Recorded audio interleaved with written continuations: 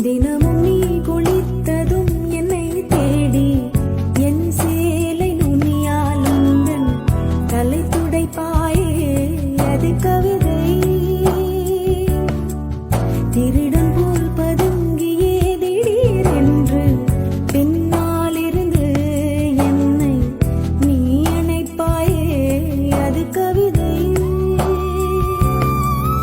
யாரேனும் மணி கேட்டால் அதை சொல்லக்கூட தெரியாதே.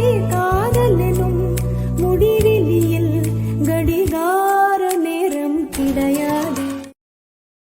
Download ShareChat.